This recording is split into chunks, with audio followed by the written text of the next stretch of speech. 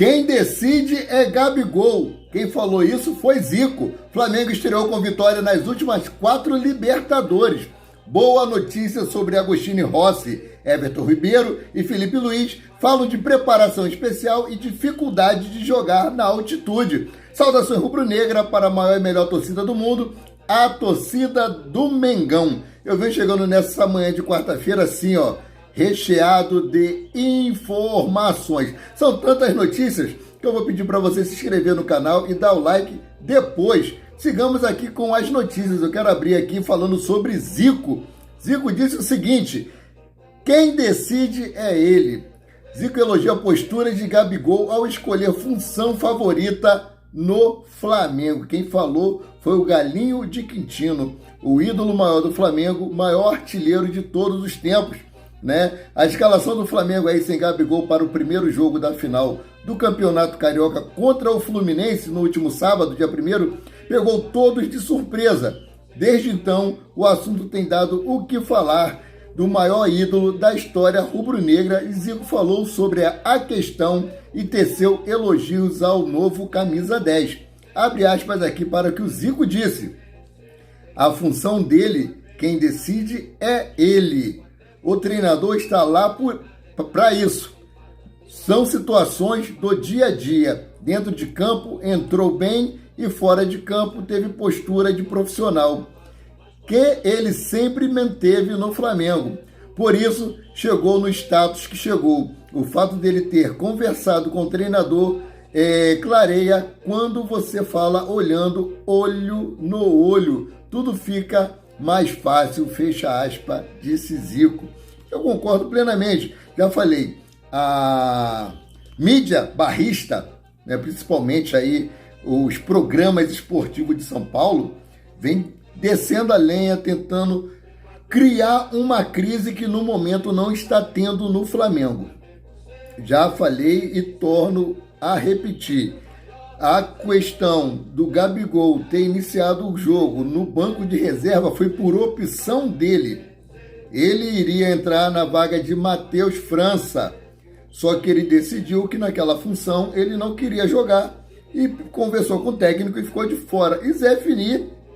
Então, parabéns mais uma vez para Gabigol, que tem mudado muito a sua postura, tanto dentro quanto fora de campo. Tem sido um líder em todos os momentos.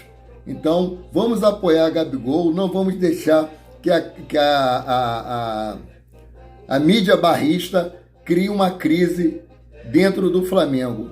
O momento agora é de apoiar o time, apoiar os jogadores, apoiar o treinador, mesmo que não gostemos muito dele. Então, seguindo aqui para a próxima notícia, que notícia que interessa, o resto não tem pressa. E para você agora, eu posso falar. Meu querido e minha querida, ajude o crescimento do canal Paraquedista Rubro-Negro. E como que você faz isso?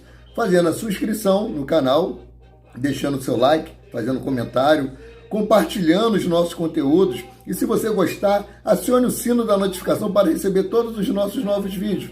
Tudo isso ajuda muito no crescimento do nosso canal e é super gratificante para o nosso trabalho. O que nós fazemos aqui é querer deixar vocês sempre informados sobre tudo que acontece nos bastidores do Mengão. Então sigamos aqui para a próxima notícia. O Flamengo estreou fora de casa nas últimas 4 Libertadores e venceu todas. Espero que o Flamengo mantenha essa escrita hoje contra o Alcas, né? Foi em 2022, venceu do Sport Cristal por 2-0. Em 2021, o Vélez Sarsfield venceu de 3-2. Em 2020, Júnior Barranquilla venceu de 2-1 e o São Lourenço em 2019 venceu de 1-0, né? Então, o Flamengo se preparou para estrear na Copa Libertadores da América nesta quarta-feira, dia 5, quando enfrenta o Alcas do Equador em jogo válido pela primeira rodada da fase de grupos da competição. Para a partida, o Flamengo não divulgou a lista de atletas relacionados, mas nessa terça-feira, dia 4, né, tornou público o nome dos jogadores inscritos no torneio. Nessa terça-feira não. Terça-feira ontem, né? Eu vou trazer aqui para vocês a lista dos jogadores relacionados aí para disputarem a Copa Libertadores da América. Goleiro Santos, Matheus Cunha, Hugo, Diogo Alves, Diogo Alves e Cauã. Laterais: Guilherme Varela, Ayrton Lucas, Felipe Luiz, Mateuzinho, Marcos Paulo e Wesley. Zagueiros: Rodrigo Caio, Léo Pereira, Fabrício Bruno, Davi Luiz, Darlan, Cleiton, Pablo, Daniel Salles e Digão. Volantes: Eric Pulgar, Gerson, Thiago Maia, Vitor Hugo, Vidal, Zé Wellington, Igor Jesus, Daniel Rogério e Caio Vinícius. Meio-campistas: Arrascaeta, grande Arrascaeta, se Deus quiser vai nos ajudar muito aí nessa Libertadores da América. Iago, Lohan, João Marcos, Petson, Everton Ribeiro, Matheus França, Matheus Gonçalves, Everton Araújo, Rodriguinho, Huerton e Wallace Ian. Atacantes: Pedro, Gabigol, Everton Cebolinha, Bruno Henrique, que tudo indica que vai estrear aí para o jogo de domingo contra o Fluminense, dia 9. Marinho, André, Rian Lucas e Mateuzão. Rian Lucas e Ryan Lucas. É isso mesmo que vocês ouviram. Então, seguindo aqui com as notícias, que notícia que interessa, o resto não tem pressa. O Mengão aí é o time a ser batido na Libertadores da América, porque o Flamengo é o atual campeão da Liberta e inicia a busca pelo Tetra hoje, quarta-feira, às 19 horas, horário de Brasília, contra o Alcas, do Equador. Os últimos anos têm sido prósperos e de 2019 em diante o clube venceu 70% dos jogos disputados pela competição. São 33 vitórias, 9 empates e apenas 5 derrotas. O palco da estreia, porém, é o local de dificuldade para os rubro-negros. Foram 5 jogos em Quito contra equipes locais, com 3 derrotas, 1 empate e uma única vitória. Então, o Flamengo, na altitude, ele não tem vindo bem. E com relação aí ao tetracampeonato, dos 7 clubes brasileiros, os únicos que podem, nessa edição, ser tetracampeão é o Flamengo ou o Palmeiras. Né? E tem aí rolando um bochicho que talvez o técnico do Palmeiras ele saia para comandar um time na Europa. Eu não me inteirei muito bem porque para mim o mais importante é o Flamengo. Mas se ele sair do Palmeiras, que caia lá um técnico tipo Paulo Souza ou Vitor Pereira, né? Então, seguindo aqui, né, falando sobre isso, o Flamengo terá pela frente um estreante na Libertadores, a primeira vez que o Alcas participa da Libertadores da América, que teve seu elenco desmontado após a conquista do título equatoriano, conquista inédita do título equatoriano, e sendo assim, a maioria dos seus jogadores foram vendidos. Mas outro duro adversário, porém, é a altitude de Quito, que fica localizada aí a mais de 2.800 metros acima do nível do mar. E Felipe Luiz, né, falou sobre a dificuldade de jogar na altitude, né? Felipe Luiz não pensou 2 vezes ao ser perguntado sobre qual foi o jogo mais difícil que já disputou na altitude com a camisa do Flamengo. E elegeu a primeira partida da Recopa Sul-Americana de 2020 contra o Independente Del Valle. O Flamengo foi campeão nesse ano da Recopa Sul-Americana. O jogo terminou em Quito em 2-2. O Felipe Luiz disse que foi até um placar generoso com os rubro-negros, na opinião dele, e deixou os brasileiros exaustos, né, extenuados, exauridos. E Felipe Luiz lembra também que até teve discussão, né, com o Jorge Jesus, que naquela época era o técnico do Flamengo, e se irritou muito com a postura dos seus comandados dentro de campo. Isso mesmo, que somente após o fim do jogo pode entender o quanto os jogadores do Flamengo se desgastaram naquela partida. Vou trazer um trecho do que disse aqui Felipe Luiz, abre aspas. Lembro de muitas discussões até com o Jorge Jesus na época, porque a gente não estava fazendo o que ele queria. Mas é o que não dava. Fisicamente não dava, a gente não estava conseguindo, a gente não chegava. E ele não aceitava. A partir daquele jogo, ele entendeu o que era jogar mesmo na altitude e sentir a dificuldade da altura. Então, assim, o Jorge Jesus, ele se irritou porque ele pedia para os jogadores fazerem as jogadas dentro de campo E eles não conseguiam, cara. Nós sabemos que chega um certo momento que o ar fica rarefeito e você puxa e não consegue conseguir forças, né? Então, seguindo aqui falando sobre Felipe Luiz, né? Ele disse o seguinte também: gramado, velocidade e altitude, né?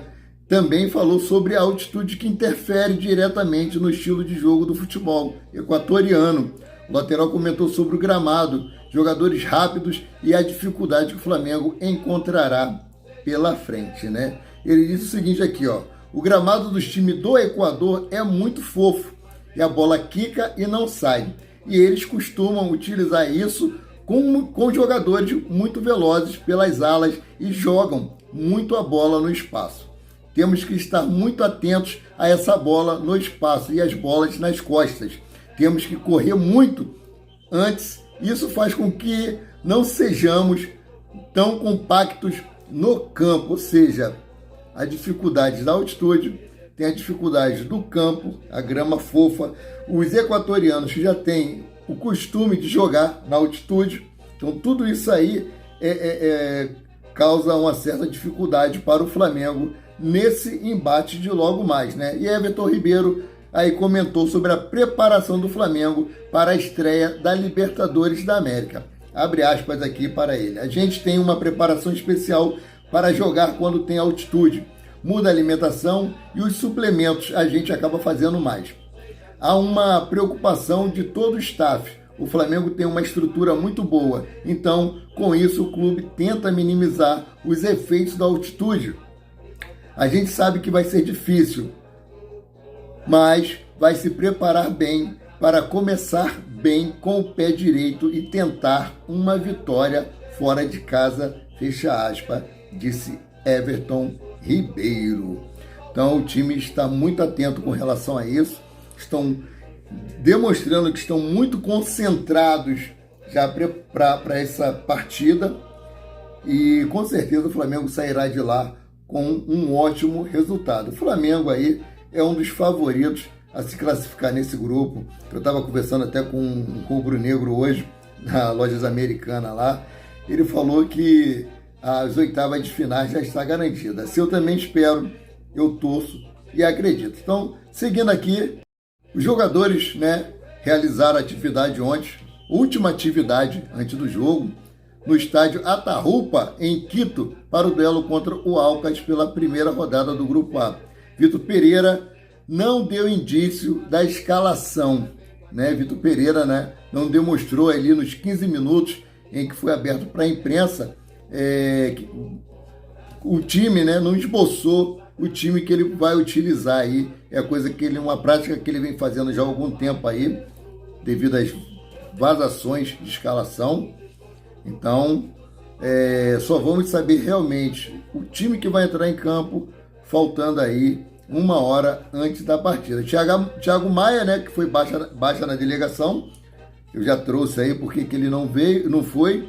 Thiago Maia, ele teve aí uma virose, agora tudo que é doença que nós não sabemos o que é, não sabemos explicar, a gente fala que é virose. A gente não, os médicos falam que é virose, né?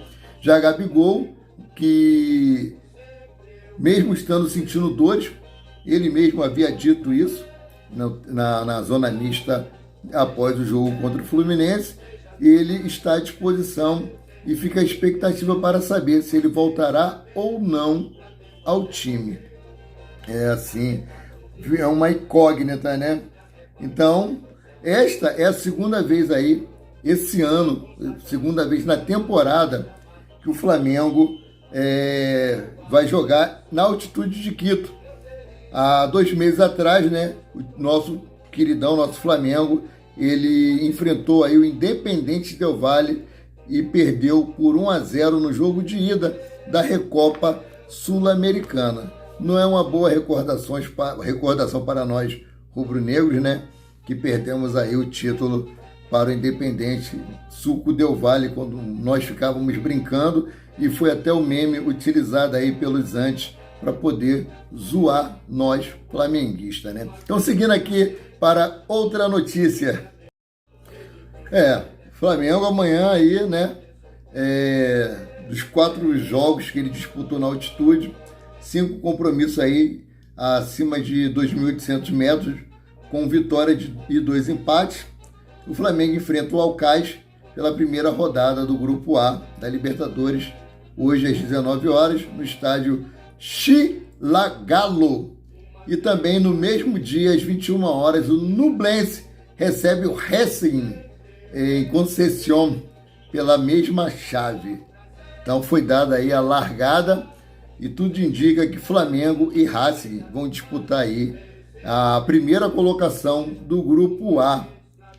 Então Flamengo aí no estádio do Aucas e o Racing no estádio Chilagalo contra o Nublense. Nublense também, se eu não me engano, é um outro estreante aí, né? Um time de muita tradição na Libertadores da América. Seguindo aqui para a próxima notícia, o Flamengo, né, trabalha nos bastidores para que Agostinho Rossi se apresente ao clube antes de julho.